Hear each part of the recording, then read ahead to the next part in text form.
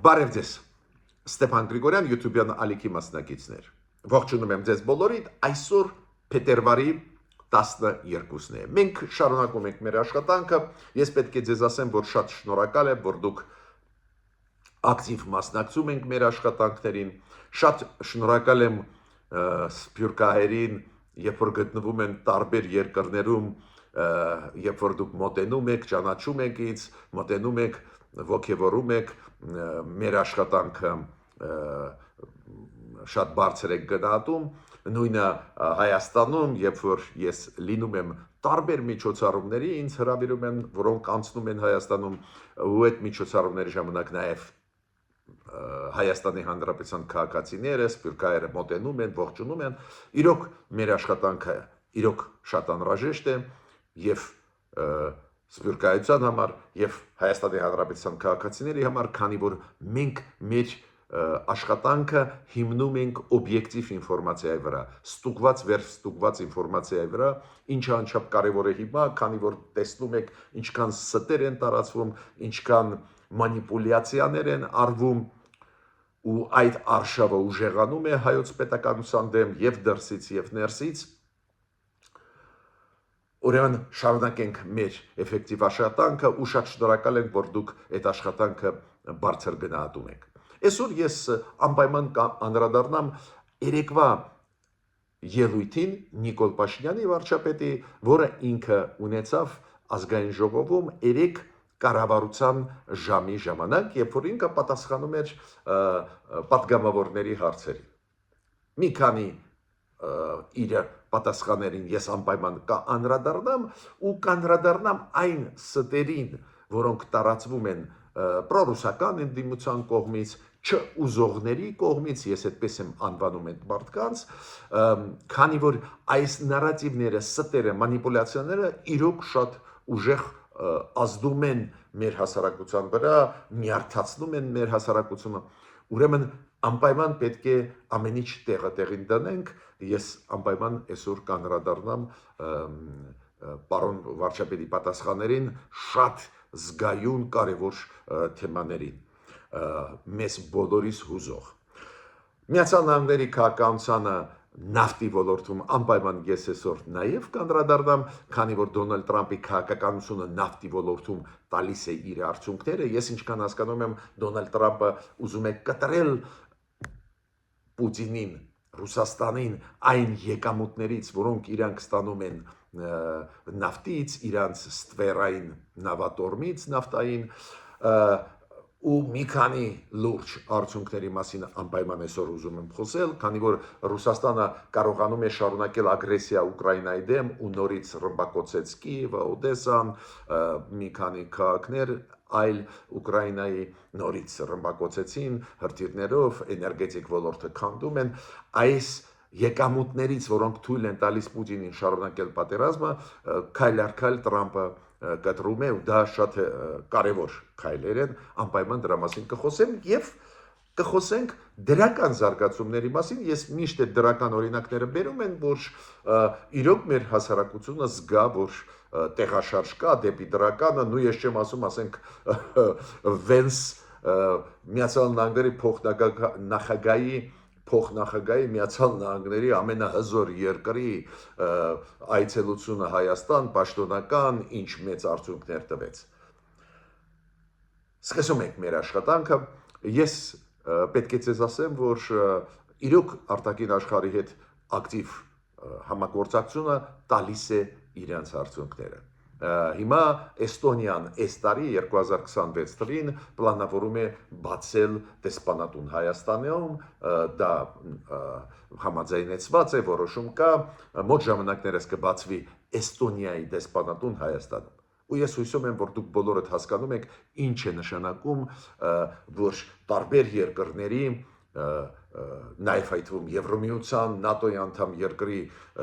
հերթական երկրի դեսպանատուն բացվում է Հայաստանում, դա եւ մեր հեղինակությունը բարձրացնում է եւ համագործակցությունը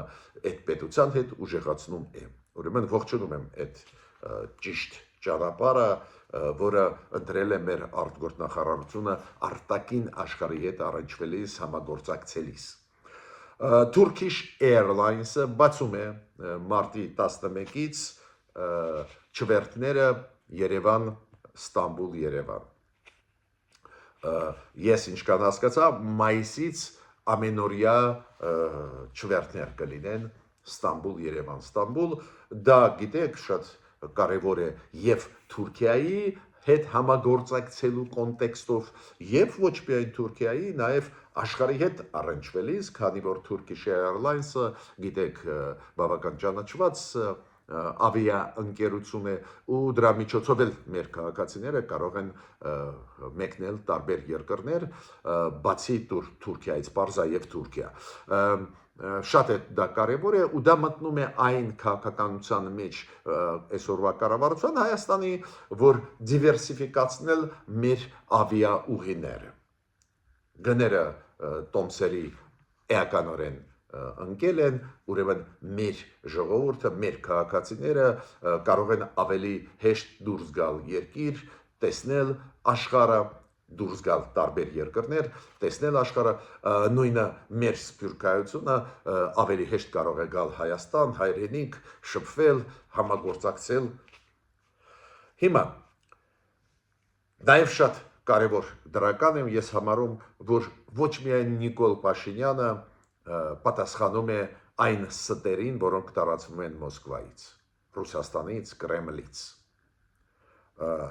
Նախարարներից մեկի մեր կառավարության հայտարարությունը շատ ուշագրավ էր, այդ նախարարը ասաց, որ մենք հիշում ենք, որ այն նոյեմբերի 9-ի 2020 թվականի համատեղ հայտարարությունը հիշում եք Պուտին, Փաշինյան, Ալիև, որ ոչ մի կետեր չեն իրականացվել։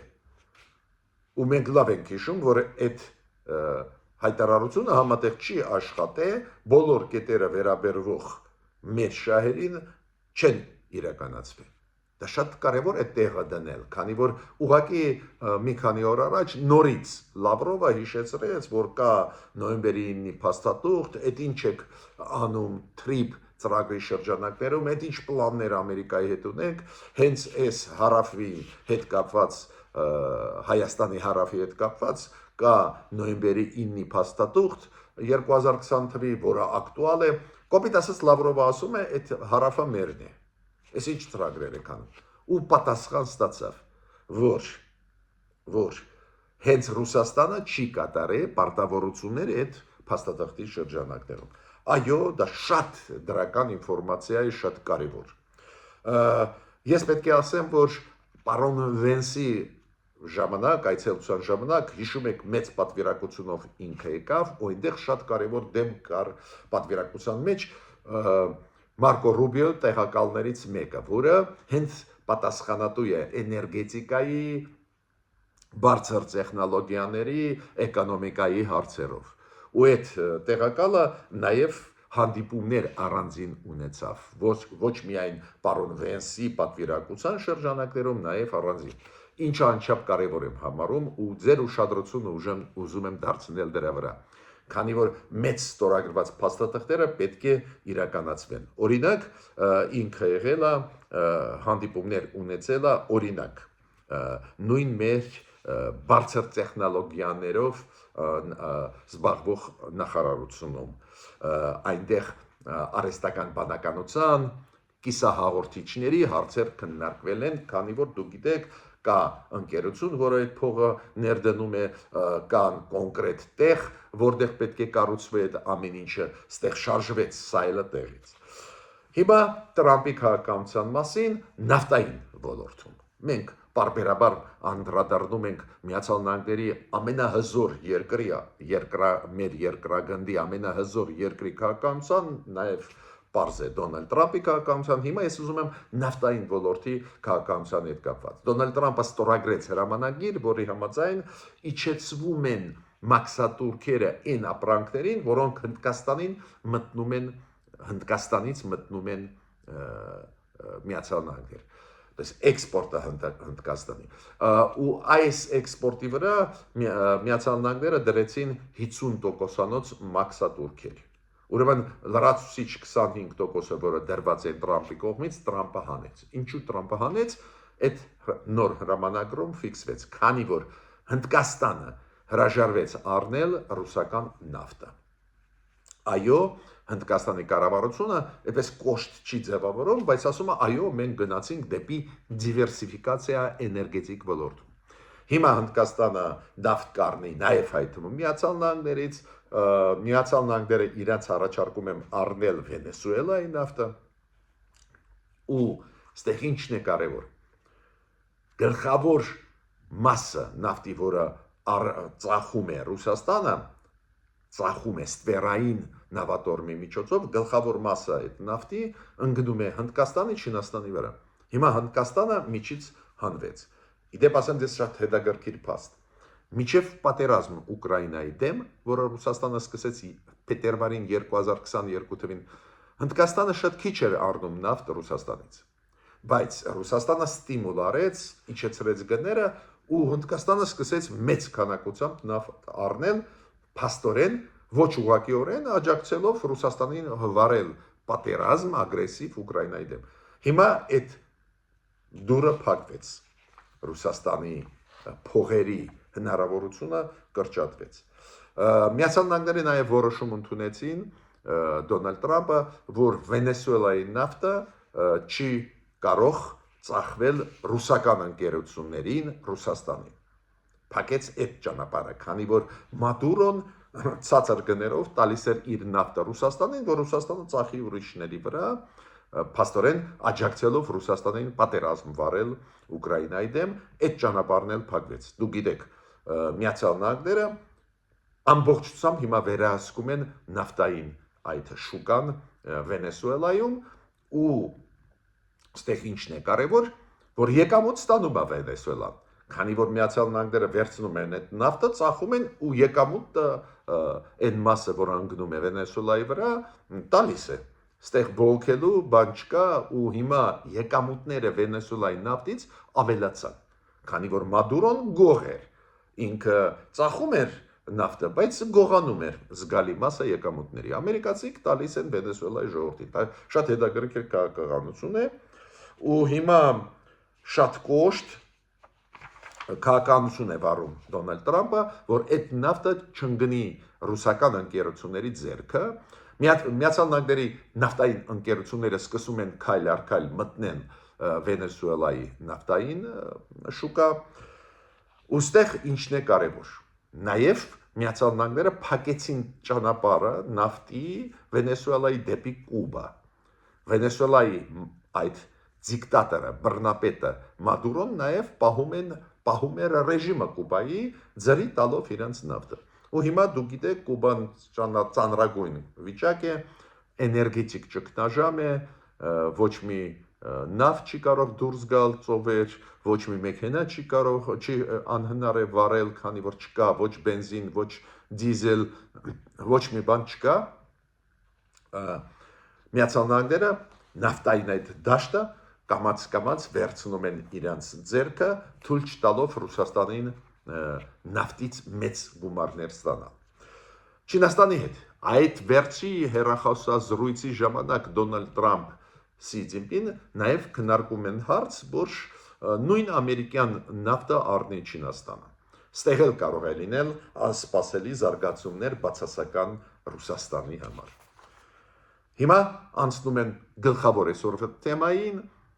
Նիկոլ Փաշինյանի պատասխանները ազգային ժողովում, առանձին հարցերին մենակ ես կանդրադառնամ, այնտեղ շատ հարցեր կային, բայց կան հարցեր իմ կարծիքով անչափ կարևոր, ուզում եմ անդրադառնալ, քանի որ շատ է շարժվում։ Օրինակ, Նիկոլ Փաշինյանին հարց տվեցին կապված այդ երկաթգծերի հետ, կապված նրա հետ, որ մեր կառավարությունը ուզում է վերանորոգել այն հատվածները Երասխից դեպի Նախիջևան գնացող երկաթգծի, Ախուրիկից դեպի Թուրքիա գնացող եւ Իջևանով։ Ինչի համար մեր կառավարությունը դա ուզում է, որ եւ Ադրբեջանի եւ Թուրքիայի հետ երկաթգծային կապեր վստահելի լինեն, եթե ապաշրջափակումը վերջնականորեն սկսի աշխատել, մասամբ սկսեց աշխատել հենց Ադրբեջանի հետ։ Ու ինձ զարմացնում է, որ այդ հարցերը տվողները շատերը անդիմադիրներ դա բացասական իմաստով են ասում, միջդեռ դա ապաշրջափակման process-ը միայն դրական կազդի մեր վրա, դրա արդյունքը մենք տեսնում ենք միայն այն փաստը, որ ինչ որ քանակությամբ այլընտրանքային բենզին եւ դիզել մտավ Հայաստան, Ադրբեջանից Վրաստանով երկաթգծով ավտոմատ բերեց նրա, որ մեզ մոտ բենզինի գինը իջավ։ Այդ մենաշնորհը այն հանցավոր խմբերի Ռուսաստանի օլիգարխների, Հայաստանի օլիգարխների, որոնք արհեստական պահում էին բենզինի եւ դիզելի գինը բարձր, հիմա քայլ առ քայլ կոտրվում է։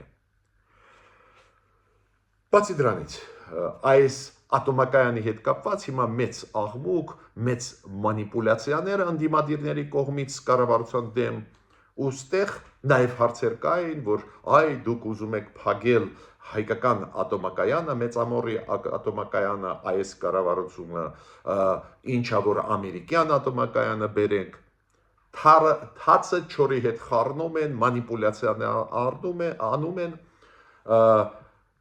ու պատասխան ստացան։ Օրինակ շատ կարևոր պատասխան, որի մասին նույնիսկ ես մոռացա այդ փաստի մասին, բայց շատ կարևոր է, որ վարչապետը դա ասեց, ինքը ասեց մեծապորի փակման հարցը ինքը ընդհանրապես չի բարձրացրել, դա Սերժ Սարգսյանի ժամանակն էր, իրոք հիշում եք, այս հայտնի ՍԵՊԱ պայմանագիրը ստորագրվեց 2017 թվին Սերժ Սարգսյանի ժամանակ։ Ու այնտեղ կետ կա, որ ի վերջո մեծամորի ատոմակայանը պետք է փակվի։ Ինչի է գցում ես իշխանության վրա, ու լավ պատասխան ստացան, բայց մյուս մասը պատասխանի շատ կարևոր է։ Նայեք, հիմա Հայաստանը փորձում է երկարացնել կյանքը մեծամորի ատոմակայանի, նվազագույնը 10 տարով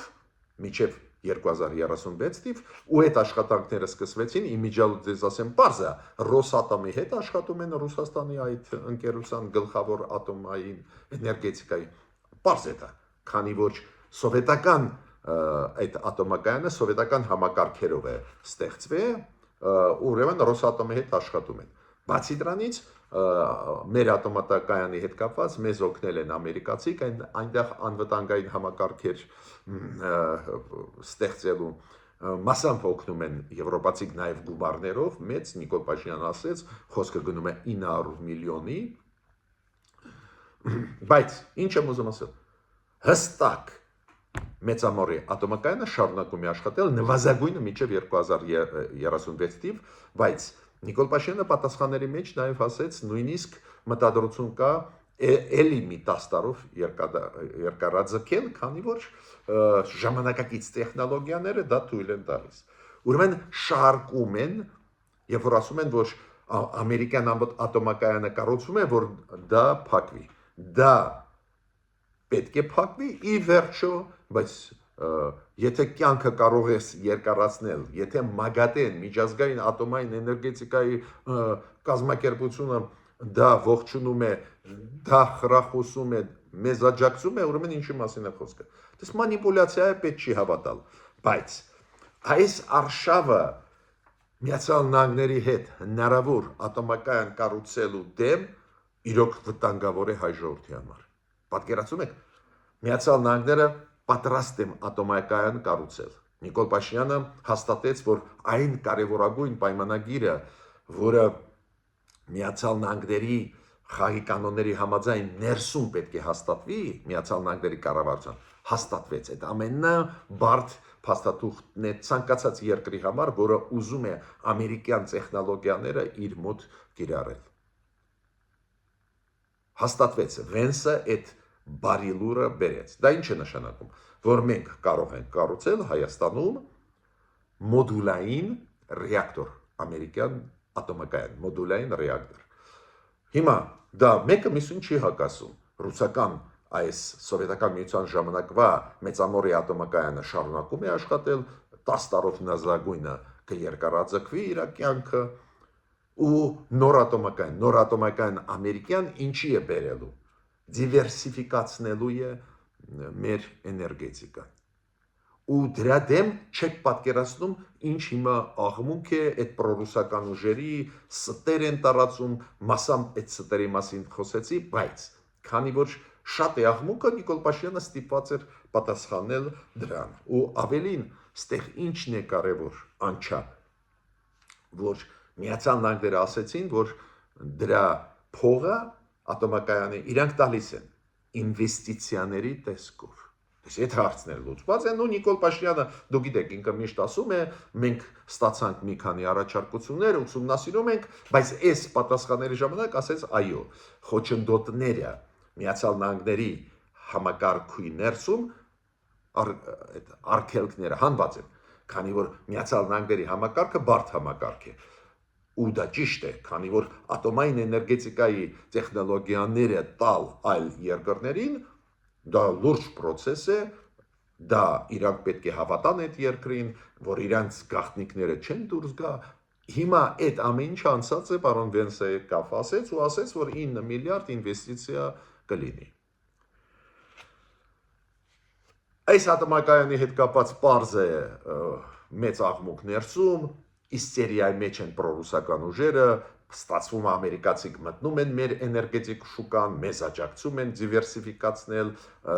ավելի անկախ դառնալ, պարզը պրոռուսական ուժերը իստերիայի մեջ են, բայց Զատուլինա տիպի մարդիկ, Կոնստանտին Զատուլինա տիպի մարդիկ նորից աղմուկ բարձրացրեցին, Զատուլինը նորից ասեց, դա նշանակում է ատոմակայանը եթե կառուցվի ամերիկյան, դա նշանակում է, որ Ռուսաստանին հանում են, ով է հանում այդ առաջինը, ինքը Ռուսաստանը դուրս է գալիս, քանի որ մեզ չի աջակցում։ Չաջակցեց 2020 թվին, չաջակցեց 2023 թվին, ուրեմն մենք պետք է մեր ճարը տեսնենք։ Բայց աղմուկը մեծ է, փորձում են պրոռուսական ուժերը Հայաստանի ներսում նեգատիվ այդպես ֆոն ստեղծել այդ աշխատանքների հետ կապված, ու ինձ զարմացրեց, որ նույնիսկ անվտանգային հարցերով նեգատիվ ֆոն ստեղծում են։ Ուրեմն այս ընդդիմադիր կուսակցություններից մեկը, որը կարծես թե պրոռուսական դաշտի մեջ չի մտնում, իբր պրո-արևմտյան ուժը,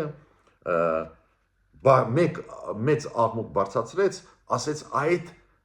հետախուզական ԱԹՍ-ները, որոնք ամերիկացիք տվեցին մեզ ու տալիս են մեզ, եւ տեխնոլոգիաները, եւ հնարավորություն արտադրել այդ